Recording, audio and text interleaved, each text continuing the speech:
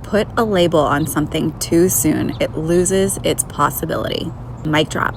So that's something that Pastor Stephen Furtick at Elevation Church said this past Sunday, and it put words to something I've been thinking about for weeks now.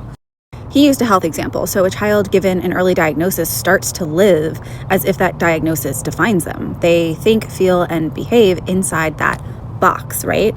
And that box starts to limit their possibility big time. For me, this hit in the realm of entrepreneurship, creativity, and content creation. Because if you're an artist, a business owner, a messenger of some kind, someone who brings your voice, your truth, your medicine to the world, you know this moment. You get a divine download, God speaks through your experience, your story, your emotions, and it's meant to be shared. In that moment, you are freaking lit up by your truth and authenticity, the highest frequency. And that's the energy that lands. That's what moves people. But then the ego kicks in. You start thinking, what should the title be? Does this fit into my niche? Will my ideal client care and listen? How does this fit into my overall funnel or marketing strategy? What keywords should I use? And suddenly you've shifted from heart to head, from embodiment to logic, from divine flow to ultimate control. That's where the frequency dies. The message was pure, it was alive, it was electric and magnetic, and now it sounds like everyone else on the internet. Safe, strategic, lifeless. It's no longer a transmission, it's a performance. This is what was on my heart to remind you of. When that idea comes through, you record it. When you get that divine download, write it now.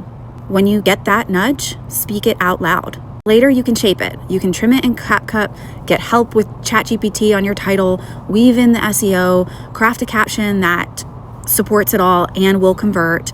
That's where you merge the strategy and the soul. If you put a label on it first, if you try to make sense of it before, if you try to fit into the algorithm before you've even birthed the message, you kill the resonance. You suffocate the miracle that was coming through you before it even has a chance to breathe. The content that truly activates people isn't polished. It's not performance. It's just true. So stop labeling it too soon.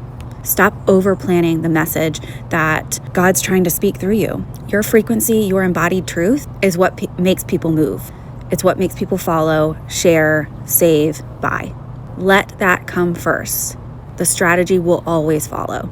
So this is your reminder today. Protect that purity of your downloads. Honor your messy middle. And bring through the message you were put on this earth to share.